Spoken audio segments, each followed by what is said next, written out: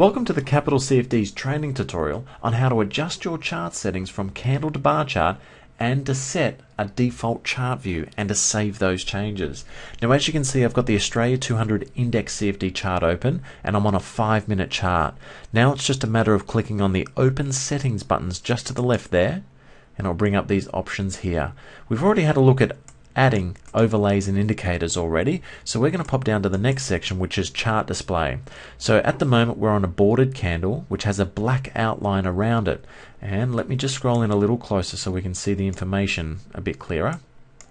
And I'm going to change that to just a normal candle now, and you'll see that the black outline has been removed, and that's the difference between the bordered candle and the normal candle. We can also change it to a line chart like so, or we could go to a bar chart, which is also quite popular with a lot of traders. Typically you'll stick with either a bar chart or a candle chart. So in this case I'm going to stick with my bordered candle. Now the cursor style, you'll notice at the moment I've got a screen crosshair which shows everything up, down and around, and if I go down I can also select trackball, which puts a black dot on it, and there's also a labeled trackball, which when I now click on it you'll notice that it labels it over on the bottom, the date, and on the right hand side the actual price of that, where the trackball is at that point in time. I could also just go to a crosshair which doesn't have the up and left part of that crosshair. So I prefer the screen crosshair, so we'll keep it on that.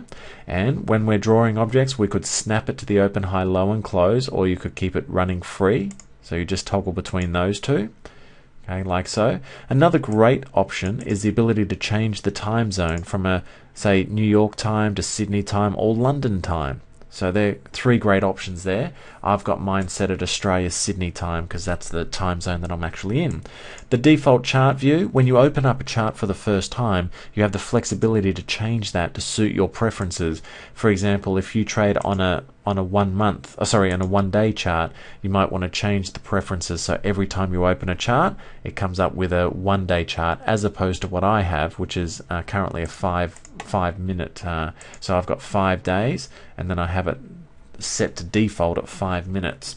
Now you'll also need to pop in your alert notification contact details, and you can test both of those when you get a chance, but I would suggest the email option there. And for when you're setting alerts down the bottom here, you can get an alert coming to your email address if and when a certain price is hit on the chart. Now the other thing, default alert notification method, I've got email selected there because that's what I've entered in up the top here. And once all of those details are okay, make sure you hit the save button to ensure that all those details are now saved for you. Once you've done that, that screen just goes blank there, so you don't have to worry about that. You can toggle that back on and off and go back to the normal screen.